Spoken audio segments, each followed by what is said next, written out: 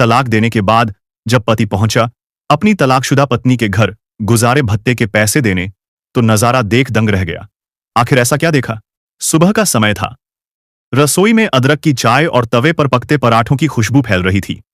मानसी बड़ी तेजी से हाथ चलाते हुए नाश्ते की तैयारी में लगी हुई थी। उसके चेहरे पर एक अजीब सी बेचैनी थी। तभी कमरे से एक गुस्से भरी कड़कती आवाज पूरे घर में गूंज उठी। मानसी, मानसी, अरे कहां मर गई? जल्दी यहां आओ। आवाज इतनी कड़क और तल्ख थी कि मानसी का दिल सिहर उठा। उसकी सांसें तेज हो गईं। उसने जल्दी जल्दी पराठा सेंक कर तवे से उतारा, गैस बंद की और फटाफट हाथ पोंछते हुए कमरे की तरफ भागी। लेकिन उसके कमरे में पहुंचने से पहले ही मानव फिर से गरज पड़ा। मानसी, सुनाई नहीं देता क्या तुम्हें? जी, क्या हुआ? उसने कांपती हुई आवाज में पूछा। तुम्हें कितनी बार कहा है कि मेरी पहली आवाज में ही मेरे सामने हाजिर हो जाया करो? कहते हुए मानव ने अपनी शर्ट उठाई और मानसी की तरफ फेंकते हुए बोला, आज मुझे यह शर्ट पहनकर ऑफिस जाना है, इसे अच्छे से इस्त्री कर दो। मानसी ने जल्दी से मानव की शर्ट उठाई और उसे इस्त्री करने लगी। उसके हाथ अभी भी कांप रहे थे। तभी बाथरूम से मानव की ऊंची आवाज आई, अरे मानसी, तौलिया क्यों नहीं रखा? जल्दी तौलिया लेकर आओ, मुझे देर हो रही है। मानसी इस्त्री छोड़कर जल्दी जल्दी तौलिया लेने दौड़ी। बाथरूम के दरवाजे के पास पहुंचकर उसने तौलिया अंदर बढ़ाया। ये लीजिए। ये भी तुम्हें हर बार याद दिलाना पड़ेगा क्या? मानव ने खींचते हुए तौलिया झपटा। मानसी इस्त्री करने के लिए पलटकर जल्दबाजी में आगे बढ़ने लगी तो पैर पलंग के कोने से टकरा गया। दर्द के मारे उसका चेहरा सफेद पड़ गया। उसने कराहते हुए पैर को सहलाया और फिर तुरंत शर्ट पर ध्यान दिया। लेकिन उसकी नजर शर्ट पर पड़ते ही वह सन्न रह गई। शर्ट का एक हिस्सा जल चुका था। हे भगवान, अब क्या होगा? मानसी डर के मारे बुरी तरह से कांप रही थी। उसकी आंखों के सामने सब कुछ धुंधला हो गया। लेकिन तभी बाथरूम का दरवाजा खुला और मानव बाहर आ गया। मेरी शर्ट तैयार है? उसने गुस्से में पूछा और शर्ट लेने के लिए हाथ आगे बढ़ाया। लेकिन मानसी कुछ बोल ही न पाई। उसका गला सूख गया था। जैसे ही मानव ने जली हुई शर्ट उठाकर देखी, उसकी आंखें गुस्से से लाल हो गईं। तुमने ये क्या कर दिया? ये मेरी फेवरेट शर्ट थी। वह जोर से गरजा। उसकी आवाज इतनी तेज थी कि मानसी के कान भन न गए। वो गलती से। मानसी ने सफाई देने की कोशिश की तो मानव चिल्लाया, तुमसे एक काम ठीक से नहीं होता। तभी पास के कमरे से ज्योति, मानव की बड़ी भाभी, बड़ी शान से अंदर दाखिल हुई। उसकी चाल में अजीब सी आत्ममुग्धता थी। अरे देवर जी, इतनी सी बात पर इतना गुस्सा? एक शर्ट ही तो जली है और आपको तो पता ही है कि इस बेचारी से कोई काम ढंग से नहीं हो पाता। मैं अभी आपके भैया की शर्ट लेकर आती हूं, आप वह पहनकर ऑफिस चले जाइएगा। वैसे एक बात कहूं, अगर आपने मेरी बहन के साथ शादी की होती तो बात कुछ और होती। ज्योति ने अपनी मुस्कान को और चौड़ा करते हुए कहा। उसकी बातों के पीछे छिपा व्यंग्य मानसी के दिल में चुभ गया। मानसी की आंखें अब पूरी तरह से भर चुकी थीं, लेकिन किसी तरह उसने अपने आंसुओं को रोके रखा। ज्योति के जाने के बाद कमरे में एक अजीब सी खामोशी पसर गई। मानसी ने हिम्मत जुटाकर अपने दिल की बात जुबान पर लाने की कोशिश की। आप मुझसे इतना गुस्सा क्यों करते हैं? मैं मानती हूं कि मुझसे गलती हुई है, लेकिन आप मुझसे आराम से भी बात कर सकते थे। क्या हर बात पर चिल्लाना जरूरी है? यह सुनते ही मानव ने मानसी की ओर घूरते हुए कहा, क्या कहा तुमने? इसमें भी गलती मेरी है? नहीं, मैं दोष नहीं दे रही, बस ये कह रही हूं कि। मानसी ने संभलते हुए कहना चाहा, पर मानव का क्रोध से लाल हुआ चेहरा देखकर उसकी आवाज टूटने लगी। अच्छा, अब तुम मुझे सिखाओगी कि मुझे कैसा बर्ताव करना चाहिए? मानसी के बाल पकड़ते हुए मानव बोला। छोड़िए मुझे। कहते हुए मानसी ने बड़ी मुश्किल से उसकी पकड़ से अपने बाल छुड़ाए। मैं भी इंसान हूं, इस तरह का व्यवहार सहन करना अब मेरे बस की बात नहीं है। मानसी की आवाज रुआंसी हो गई। मानव का गुस्सा 7वें आसमान पर पहुंच चुका था। अच्छा, क्या करोगी तुम? बोलो ना। कहते हुए मानव ने एक के बाद एक जोरदार तमाचे मानसी के गाल पर जड़ दिए। थप्पड़ की आवाजों से पूरा कमरा गूंज रहा था। मानसी का सिर चकराने लगा था। उसकी आंखों में आंसू भर आए, लेकिन वह खामोश रही। दरवाजे के पास खड़ा 5 साल का अंश यह सब देख रहा था। जहां एक तरफ उसकी मां सहमी हुई खड़ी थी, वहां दूसरे ओर अपने पापा की आग उगलती आंखें देखकर उसे ऐसे लग रहा था जैसे आज वो उसे मार ही डालेगा। उसकी मासूम आंखें पिता की इस हरकत से डर और दर्द से भर गईं। वह दौड़कर अपनी मां के पास पहुंचा और उसके गले से लिपट गया। पापा, आप मम्मी को मत मारो, अंश चिल्लाया। उसकी आवाज डर और घबराहट से कांप रही थी। यह सुनकर मानव गुस्से से तमतमाते हुए बोला, बहुत बोलने लगा है तू भी अपनी मां की तरह। लगे हाथ, आज तेरी भी अकल ठिकाने लगा ही देता हूं। कहते हुए वह जैसे ही अपने बेटे पर हाथ उठाने लगा तो मानसी उसके आगे आ गई। नहीं, मेरे बच्चे को हाथ लगाने की कोशिश भी मत करना। मानसी ने अंश को अपने सीने से लगाते हुए लगभग चीखते हुए कहा। उसकी आंखों में गुस्सा और बेबसी दोनों झलक रहे थे। इधर मानव गुस्से से उबलते हुए मानसी को बुरी बुरी गालियां देने लगा और कुछ देर बाद कोई दूसरी शर्ट पहनकर गुस्से में उसने अपना बैग उठाया और दरवाजे से बाहर निकल गया। दरवाजा जोर से बंद करने की आवाज के साथ घर में एक अजीब सा सन्नाटा छा गया। मानसी घुटनों के बल बैठ गई और अंश को गले लगाकर फूट फूट कर रोने लगी। मम्मी, पापा इतना गुस्सा क्यों करते हैं? अंश ने रुआंसी आवाज में पूछा। लेकिन मानसी के पास उसके सवाल का कोई जवाब नहीं था। दोनों देर तक एक दूसरे से चिपके बैठे रहे। मानसी अंश को सहलाने की कोशिश कर रही थी, लेकिन उसके अंदर भी एक तूफान उमड़ रहा था। मानसी की आंखों में बीते वक्त की यादें तैरने लगीं। मानसी एक साधारण और संस्कारी लड़की थी। जब वो केवल 10 वर्ष की थी तो उसके माता पिता का देहांत हो गया था। एक सड़क दुर्घटना में उसकी पूरी दुनिया एक पल में उजड़ गई थी। उसके बाद उसकी परवरिश उसके चाचा चाची ने की थी। चाची को उससे कुछ खास लगाव नहीं था, वह हमेशा उसे बोझ समझती थी, लेकिन चाचा उसका बेहद ख्याल रखते थे। वे उसे अपनी बेटी की तरह प्यार करते थे। पढ़ाई में मानसी हमेशा तेज रही। स्कूल में टीचर्स उसकी तारीफ करते, कॉलेज में भी उसका नाम था। पढ़ाई पूरी करने के बाद मानसी एक कॉलेज में लेक्चरर लग गई। उसे लगता था कि अब जीवन में सब कुछ ठीक है। वह आत्मनिर्भर हो गई थी। जल्दी से एक अच्छा लड़का देखकर उसके हाथ पीले करना चाहते थे उसके चाचा, वही मानव, राधेश्याम जी का छोटा बेटा था। राधेश्याम जी की तबीयत कुछ ठीक नहीं रहती थी, दिल की बीमारी थी। इसलिए वह चाहते थे कि उनके रहते ही उनके छोटे बेटे का विवाह भी कर दिया जाए। राधेश्याम जी और मानसी के चाचा सुरेश जी एक दूसरे को अच्छे से जानते थे। दोनों पुराने मित्र थे। एक बार सुरेश जी के घर आए राधेश्याम जी ने मानसी को देखा। मानसी अच्छी पढ़ी लिखी तो थी ही साथ घर के काम में भी वो सुघड़ थी। खाना बनाना हो या घर की सफाई, हर काम में कुशल थी। राधेश्याम जी उसकी शालीनता और व्यवहार से इतने प्रभावित हुए कि वहीं पर अपने बेटे मानव के लिए उसका हाथ मांग लिया। सुरेश जी भी इस बात के लिए राजी हो गए। उन्होंने सोचा कि राधेश्याम जी का परिवार अच्छा है, मानव भी पढ़ा लिखा है और अच्छी नौकरी करता है। लेकिन बात इतनी सीधी नहीं थी। मानव की भाभी ज्योति, जो एक काबिज और चालाक व्यक्तित्व की महिला थी, इस रिश्ते से खुश नहीं थी। वह चाहती थी कि मानव की शादी उसकी छोटी बहन नीतू से हो। ज्योति को लगता था कि उसकी बहन घर पर उसका वर्चस्व बनाए रखने में मदद करेगी। वह नहीं चाहती थी कि कोई और लड़की आकर घर में उसकी सत्ता को चुनौती दे। ज्योति ने राधेश्याम जी से कहा, पापा जी, मानसी भले ही अच्छी लड़की हो, लेकिन मेरी बहन से उसका कोई मुकाबला नहीं है। और फिर मानव तो अच्छा पढ़ा लिखा है और खूब अच्छा कमाता है। मानव जैसे लायक लड़के के लिए लड़की भी लाखों में एक होनी चाहिए। लेकिन राधेश्याम जी ने ज्योति की बातों का नजरअंदाज करते हुए मानव को इस रिश्ते के लिए मना लिया। उन्होंने कहा, ज्योति, मानसी एक अच्छी लड़की है, संस्कारी है, पढ़ी लिखी है। यही हमारे घर के लिए उपयुक्त है। मानव और मानसी की शादी धूमधाम से हुई। शुरुआत में सब कुछ अच्छा था। मानसी खुश थी कि उसे एक अच्छा परिवार मिला। शादी के बाद मानसी ने अपनी नौकरी भी छोड़ दी थी, क्योंकि मानव यह चाहता था कि उसकी पत्नी घर पर रहकर घर का काम संभाले।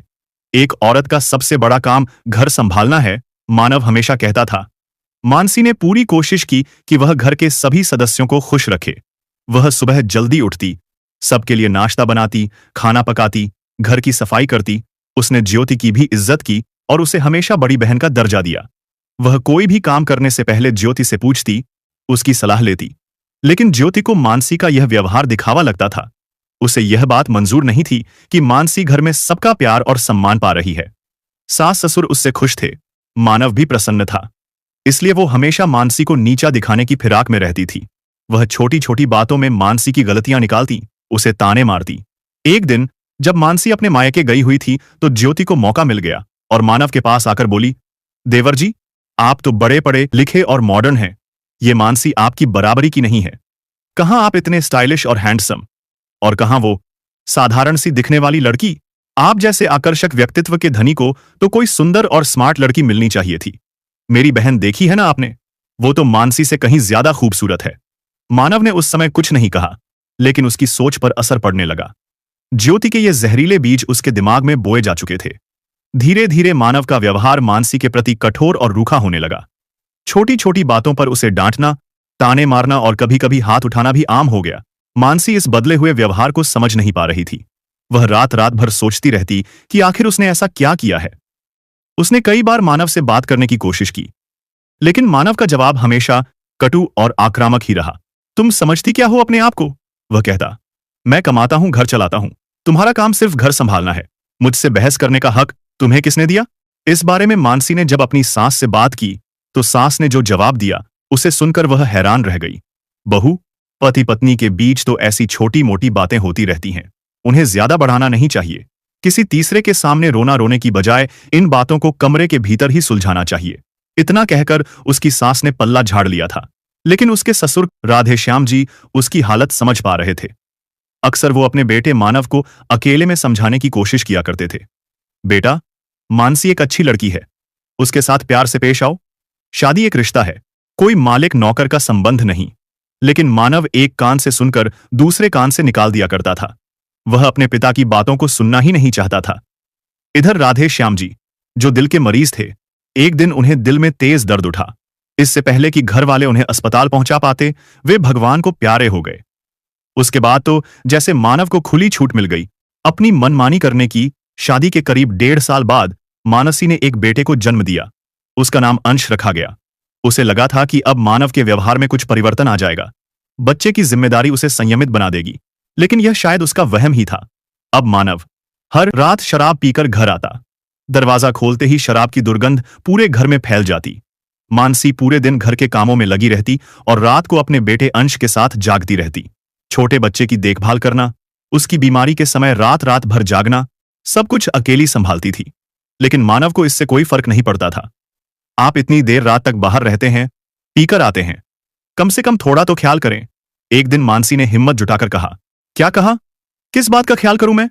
अरे, मैं काम करता हूं, घर चलाता हूं। और तू तू करती क्या है? रोटियां पकाती है और बच्चे को संभालती है। तुझे मेरी कदर करनी चाहिए। तू मेरे घर में रह रही है, मेरे पैसों पर पल रही है और मुझे ही सिखाएगी कि मुझे क्या करना चाहिए? मानव ने चिल्लाते हुए पास रखा गिलास जमीन पर पटक दिया और मानसी को धक्का देकर जमीन पर गिरा दिया। पति के व्यवहार से परेशान मानसी ने पूरी रात जागते हुए काटी। अगली सुबह जब मानव सो रहा था, मानसी रसोई में नाश्ता बना रही थी। तभी उसकी जेठानी ज्योति में वहां आ गई।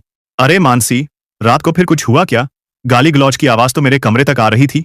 ज्योति ने एक मुस्कुराहट के साथ व्यंग्य करते हुए कहा। मानसी ने कुछ नहीं कहा और सिर झुकाए काम करती रही। मैं तो पहले ही कहती थी कि तुम इस घर के लायक नहीं हो। न तुम अपने पति को संभाल पा रही हो, न घर को। तुम्हारी वजह से बेचारे देवर जी परेशान रहते हैं। भाभी, प्लीज। मैं पहले ही बहुत परेशान हूं, मानसी ने धीमे स्वर में कहा। परेशान? परेशान तो मानव है, तुम्हारी वजह से। उसकी जिंदगी खराब कर दी तुमने। कहकर ज्योति अपना नाश्ता उठाकर चलती बनी। मानसी के सब्र का बांध अब टूटने लगा था, लेकिन अपना दिल हल्का करती भी तो किससे? कुछ सोचकर उसने एक बैग में अपने और अपने बच्चे के कपड़े पैक किए और चुपचाप अपने मायके चली गई। मानसी मायके पहुंची तो उसे लगा था कि शायद यहां उसे सहारा मिलेगा, उसकी तकलीफ को समझा जाएगा।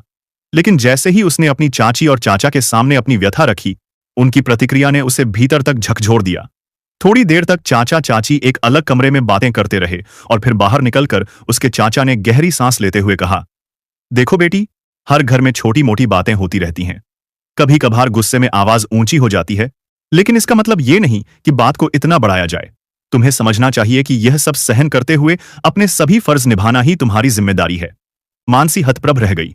वह कुछ कह पाती उससे पहले उसकी चाची ने आगे बढ़कर कहा, देख मानसी, लड़कियों का घर तो उनका ससुराल ही होता है। अब तो लड़ झगड़ कर यहां आकर बैठ जाएगी तो समाज में हमारी क्या इज्जत रह जाएगी? हमने अपनी बेटी का भी ब्याह करना है, जैसे भी करके अपनी गृहस्थी की गाड़ी चलाओ। चाची ने ठंडे स्वर में कहा। मानसी का धैर्य जवाब दे गया। उसने कांपती हुई आवाज में कहा, चाचा, लेकिन मैं उस नर्क में वापस जाना नहीं चाहती। तो उसके चाचा ने गुस्से में कहा, बस, अब और बहस मत करो, हम तुम्हारे भले के लिए कह रहे हैं। कल सुबह वापस अपने घर जाओ और अपनी जिम्मेदारियों को निभाओ। ठंडे दिमाग से काम लोगी तो सब ठीक हो जाएगा। उस रात मानसी बहुत देर तक छत को घूरती रही। उसकी आंखों से रात भर आंसू बहते रहे। अगली सुबह मानसी चुपचाप अपना बैग उठाकर ससुराल लौट आई। दरवाजा खोलते ही ज्योति की चुभती हुई आवाज सुनाई दी, अरे, आ गई महारानी। चाचा चाची 2 दिन भी नहीं रख पाए तुम्हें? मानसी ने कुछ नहीं कहा। वह जानती थी कि ज्योति को जवाब देने का कोई फायदा नहीं। उसके बाद के दिन मानसी के लिए और भी कठिन हो गए। अब मानव और ज्योति दोनों समझ गए थे कि मानसी को मायके से कोई सहारा नहीं मिलेगा। मानव का रवैया और कठोर हो गया। वह अब न केवल हर रात शराब पीकर आता, बल्कि जानबूझकर मानसी को और अपमानित करने के लिए परिवार के सामने भी उसे खरी खोटी सुनाने लगा। लेकिन एक दिन अंश बीमार पड़ गया। पूरी रात बुखार में तपते बेटे के साथ मानसी जागती रही। उसने मानव को कई बार उठाने की कोशिश की, लेकिन उसने झुंझलाते हुए कहा, मुझे सोने दे। वैसे भी यह सब तेरा काम है, मेरा नहीं। अगली सुबह जब मानसी ने अपने बेटे को डॉक्टर को दिखाने की बात कही, तो मानव ने स्पष्ट सा जवाब देते हुए कहा, डॉक्टर के पास जाना है तो ऑटो करके चली जाओ, मेरे पास समय नहीं है। भीतर तक टूट चुकी थी मानसी। उसने डॉक्टर के पास जाकर अंश का इलाज कराया। अपनी इसी जिंदगी को ही वह अपनी नियति मान बैठी थी और इसी तरह से समय बीत रहा था।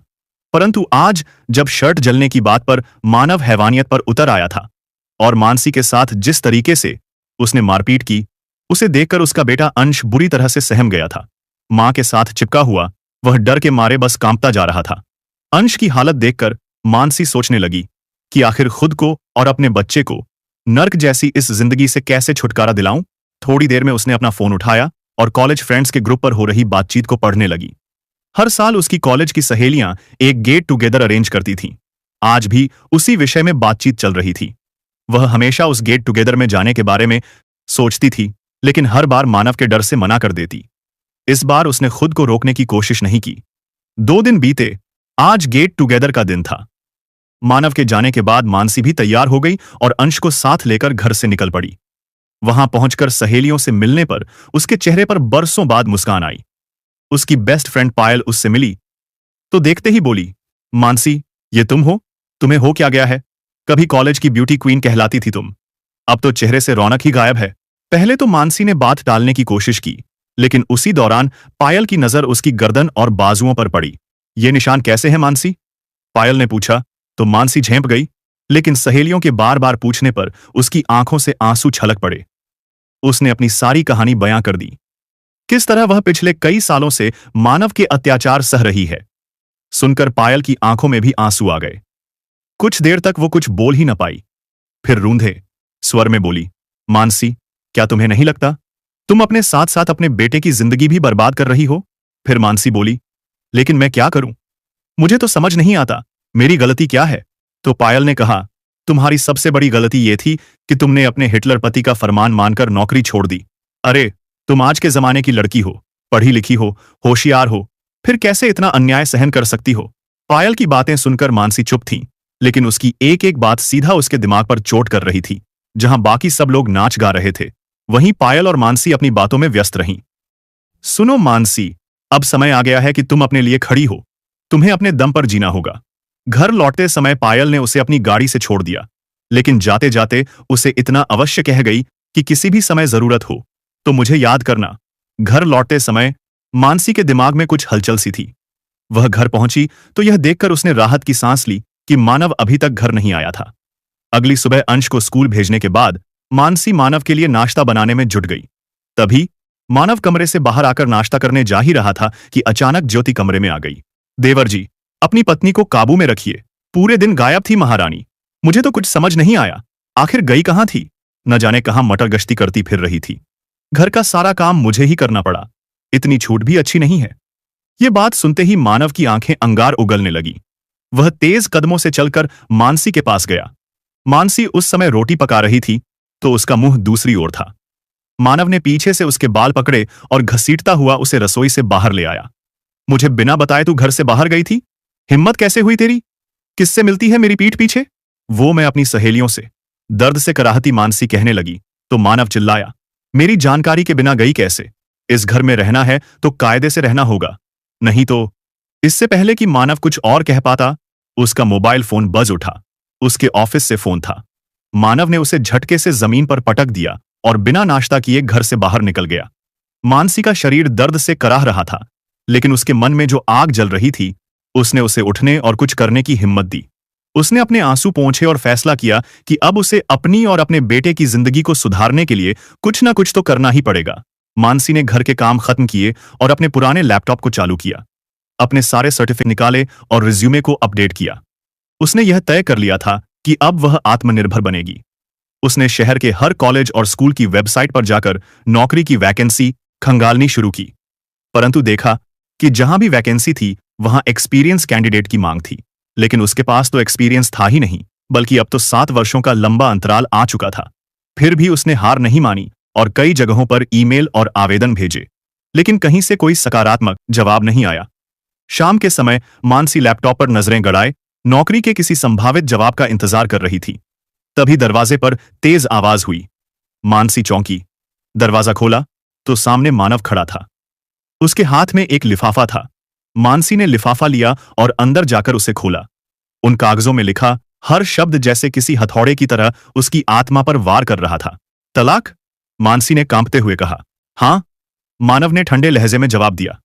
और यह भी जान लो कि अंश मेरे पास रहेगा, क्योंकि तुम बेरोजगार हो, कुछ काम धंधा नहीं करती हो, इसलिए उसकी देखभाल करने के काबिल नहीं हो। मानसी ने कागजों को देखा, फिर मासूम से अंश के चेहरे पर उसकी नजर पड़ी। उसकी आंखों में आंसू तैर गए।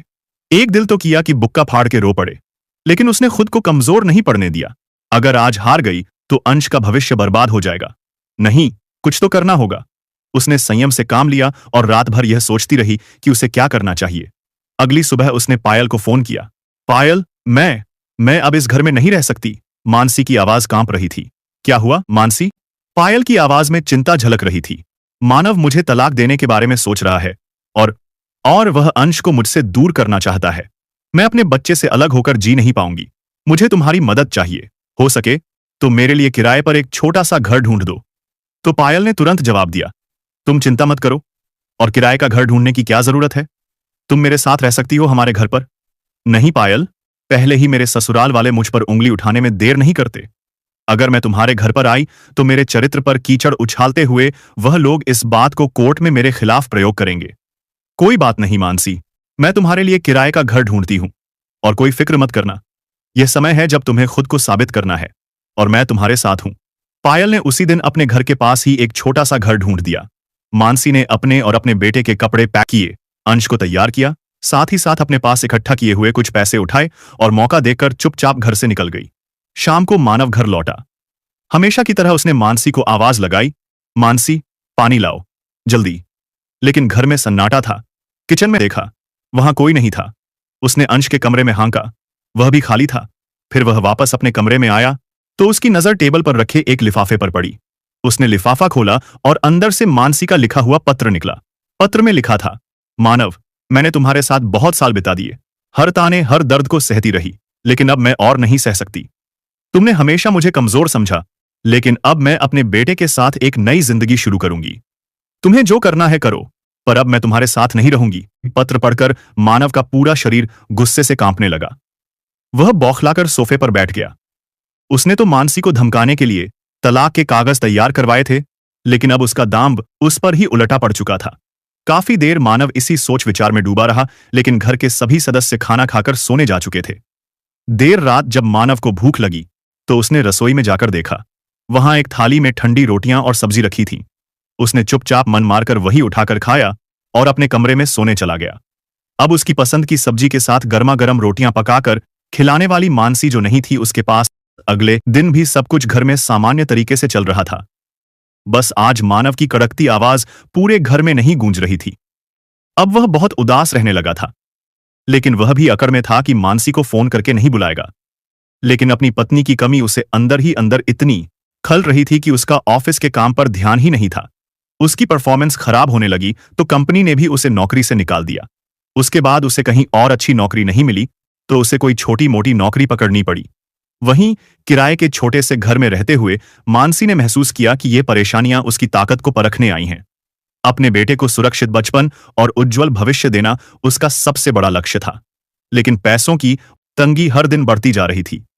मानसी ने फिर से कई स्कूलों और कॉलेजों में नौकरी के लिए आवेदन भेजे, लेकिन हर जगह से उसे निराशा हाथ लगी।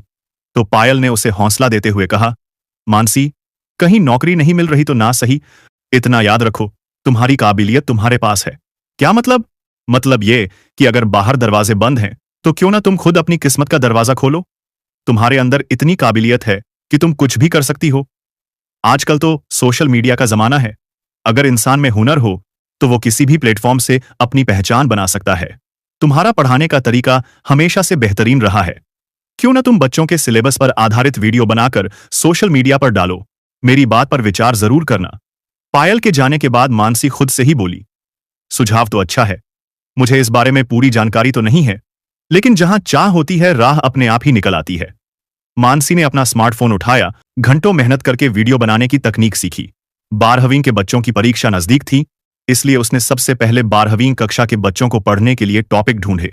अगले दिन मानसी ने पायल के साथ मिलकर वीडियो बनाने की तैयारी की। पायल ने कैमरा सेट किया और मानसी ने पढ़ाना शुरू किया। उसकी आवाज में आत्मविश्वास था और पढ़ाने का तरीका इतना सरल कि जटिल से जटिल विषय भी बच्चों के लिए आसान हो गया। पहला वीडियो अपलोड करते वक्त मानसी के मन में संकोच था। क्या कोई इसे देखेगा? उसने पायल से पूछा। पायल ने हंसते हुए कहा, तुम चिंता मत करो, तुम्हारा काम इतना अच्छा है कि लोग खुद बाब खुद तुम्हें ढूंढ लेंगे। बस धैर्य रखो। कुछ ही दिनों में वीडियो पर अच्छे व्यूज आने लगे। कुछ लोगों ने कमेंट्स भी किए। एक ने कहा, आपका तरीका बहुत अच्छा है, प्लीज अगले टॉपिक पर जल्दी वीडियो बनाइए। तो किसी ने धन्यवाद देते हुए कहा, आपने मेरे बच्चे का डर खत्म कर दिया। ऐसे ऐसे कमेंटर्स से उसका कमेंट बॉक्स भर गया था। मानसी की आंखों में चमक लौट आई। उसने और वीडियो बनाना शुरू किया। वह विषयों को विस्तार से समझाने लगी। दिन रात की परवाह न करते हुए उसने मेहनत करनी जारी रखी। 1 महीने के अंदर ही हजारों लोग उसके साथ जुड़ गए। कुछ समय बाद सोशल मीडिया से होने वाली आमदनी ने मानसी को आर्थिक रूप से मजबूत बना दिया। उसने अंश का एक बेहतर स्कूल में दाखिला करवाया और खुद भी नए कोर्सेस के जरिए अपने ज्ञान को बढ़ाने लगी। उधर मानसी के घर से निकलने के बाद घर का माहौल पूरी तरह बदल गया था। ज्योति रसोई में बर्तन पटकते हुए बड़बड़ाती जा रही थी। मानव आया और बोला, भाभी, अभी तक नाश्ता नहीं बना क्या? ज्योति ने गुस्से में पलटकर कहा, नाश्ता? हाँ, क्यों नहीं? अब मैं यहां सबकी नौकरानी ही तो बन गई हूं। आखिर मैं भी इंसान हूं। हद हो गई, कितना काम करूं मैं? जब मानसी थी तो सब कुछ ठीक चल रहा था। उसी वक्त सासू मां ने अपने कमरे से आवाज लगाई, ज्योति, मेरी दवाई और चाय नहीं दी अभी तक? ज्योति चिढ़कर बोली, मुझसे नहीं होता, आप अपने बेटे से कहिए, मैं कोई काम वाली बाई नहीं हूं। मां ने गुस्से में मानव को आवाज दी, मानव, देख क्या रहा है?